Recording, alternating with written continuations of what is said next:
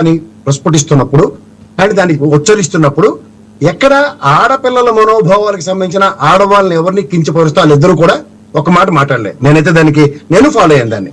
రెండోది ఏంటంటే మీరు అన్నట్టు న్యాయపతిలో సుప్రీంకోర్టు కంటే శాంతి ప్రసాద్ గారు క్రిస్టల్ క్లియర్ గా చెప్పారు హైకోర్టు టెరిటరీలో బెయిల్ రాదని. What does it mean by? And రెండు విషయాలు చెప్తాను.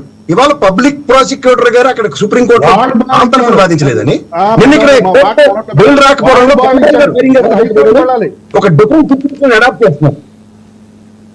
మీరే అంటున్నారు, నాకు అర్థం అవట్లేదు. హైకోర్టులో రాదు అంటే match fixing. What is this? గౌరవ న్యాయస్థానాన్ని మనం గౌరవించాలి.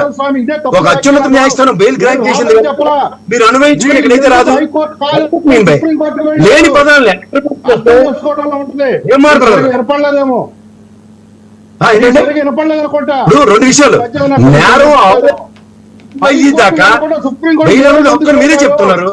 ఆరోపణకి జస్టిఫికేషన్ ఇచ్చి 40 రోజులు హైకోర్టులో రాదు నిర్ధారించుకుంటారు. హైకోర్టులో రాదని మీరు డిసైడ్ చేస్తున్నారు.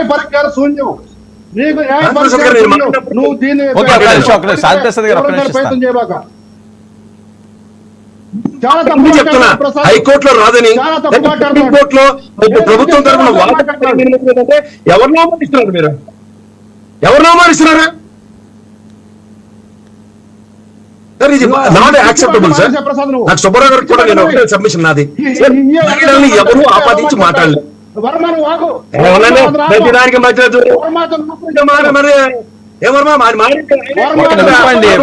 ప్రసాద్ గారు మీరు ఎక్కడ ఆగండి. మీది ఫ్రీజే వస్తున్నది మీ వాయిస్.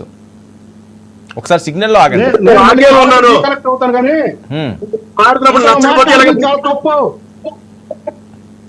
ఓకే వర్మ గారు, వెంకటరెడ్డి గారు మాట్లాడండి.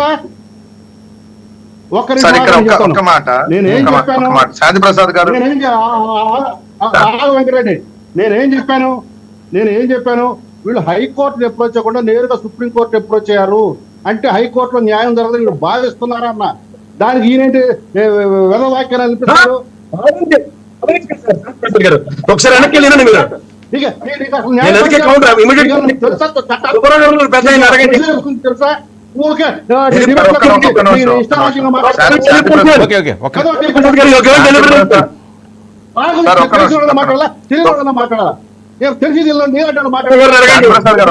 ఒక్క నిమిషం నన్ను నేను చెబుతా. ఇప్పుడు శాంతి ప్రసాద్ గారు అన్న మాటని ఇవాళ ముకుల్ రోహిత్ కి కూడా ప్రస్తావించాడు.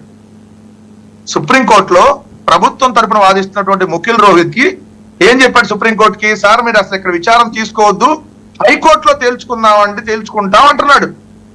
మరి శాంతి ప్రసాద్ గారు అన్న గూఢార్థాలే వస్తాయి. ఇదేంటి సుప్రీంకోర్టులో వాదించడానికి ముకుల్ రోహిత్కి వెళ్ళి హైకోర్టుకి పంపించడం అంటే ఏంటి? ఇక్కడ వాదించేయచ్చుగా, ఏందో సింపుల్ గా అయిపోయిందిగా. సుప్రీంకోర్టు కొట్టేసింది అనుకోండి బెయిల్ రాకుండా, అప్పుడు పోవాల్సిన కింద లోయర్ కోర్టులు హైకోర్టులకే కదా. లేదా అప్పుడు ముందు హైకోర్టులు అంటే ఏంటి దానికి అర్థం? నేను తప్పు పట్టలేదు సార్, దయచేసి న్యాయస్థానాలు నేను తప్పు పట్టను. న్యాయస్థానాలంటే గౌరవం ఉంది.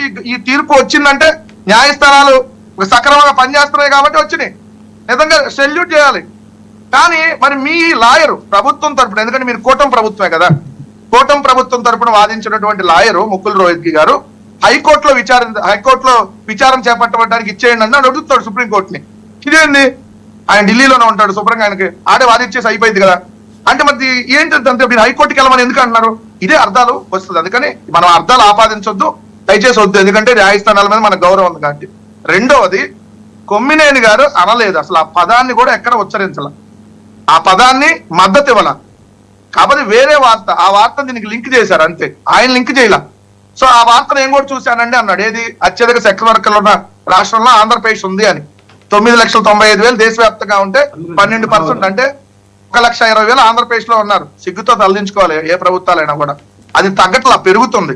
సో దానికి సంబంధించి మాట్లాడారు. మరి ఇదే ఈనాడులో TV5లో వ్యభిచార కోపంగా విజయవాడ అన్నారు.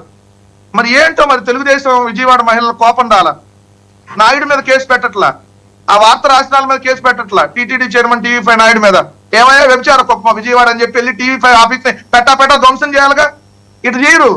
ఆంధ్రప్రదేశ్ లో ఒక్క వైఎస్ఆర్ కాంగ్రెస్ పార్టీ వాళ్ళకి మాత్రమే ఏదంటే రూల్స్, విపరీతమైన రూల్స్ ఉంటాయి.